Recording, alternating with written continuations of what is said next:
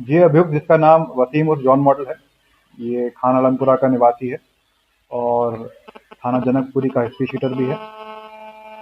थाना मंडी में पिछले साल 2 अगस्त के दिन इसके द्वारा एक घटना कार्य की गई थी मर्डर की, जिसमें ये जेल में निवृत्त था। उसकी कोर्ट में सुनवाई भी चल रही थी और इस वर्ष 3 जून 2024 को जब ये सुनवाई पर आया था कोर्ट में, तो जो सिपाही इसके साथ था उसका हाथ छटक कर ये वहाँ से कस्टडी से, पुलिस कस्टडी से भाग गया था। और 3 जून के बाद से ही इस पे जो हमने विशेष टीम इसमें गठित कर रखी थी, जो इसके जो मूवमेंट्स हैं वो ट्रैक करने की कोशिश कर रही थी।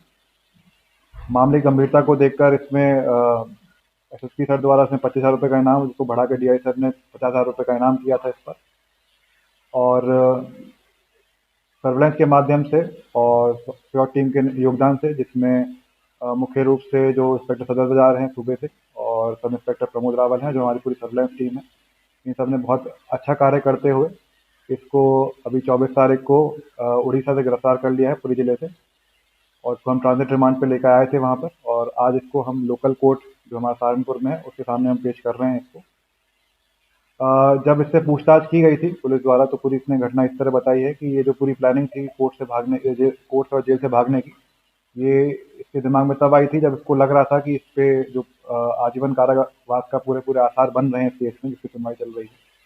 और तभी इसने अपने भाई जो टीपू और एक जीशान जीशान इसका साथी है, जो 2011 में इसको जेल में मिला था।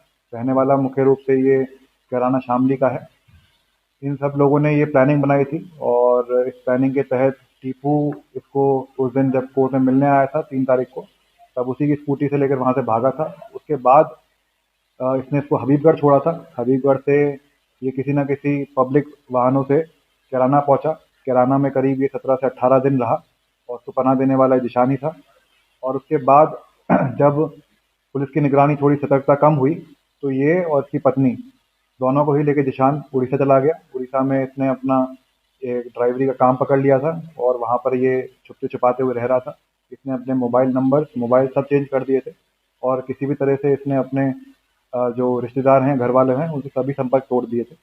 लेकिन सर्वेलेंस ने बहुत अच्छा काम करते हुए हमने इसको ट्रैक डाउन किया है और इसको गिरफ्तार करके हम पेश कर रहे हैं। सर, पत्नी की क्या भूमिका है? क्योंकि पत्नी से पहले की इसमें पूछताछ हुई है, उसके बाद में छोड़ दिया गया था उसे, जिस समय फरार हुआ था, तो क्या भूमिका निकल रही है? जी हाँ, शुरू से ही हमें टिप मिल रही थी कि हो सकता है कि इसकी पत्नी को पता हो, और पत्नी से काफ़ी सघन पूछताछ भी की गई थी जैसे ही जब ये भागा था वहाँ से।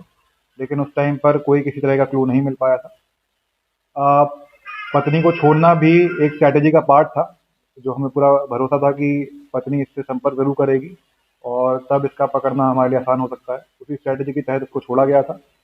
और इसमें इम्पोर्टेंट क्लू ये भी मिले हैं कि ये पत्नी के साथ रह रहा था, इसी वजह से पकड़ा गया है।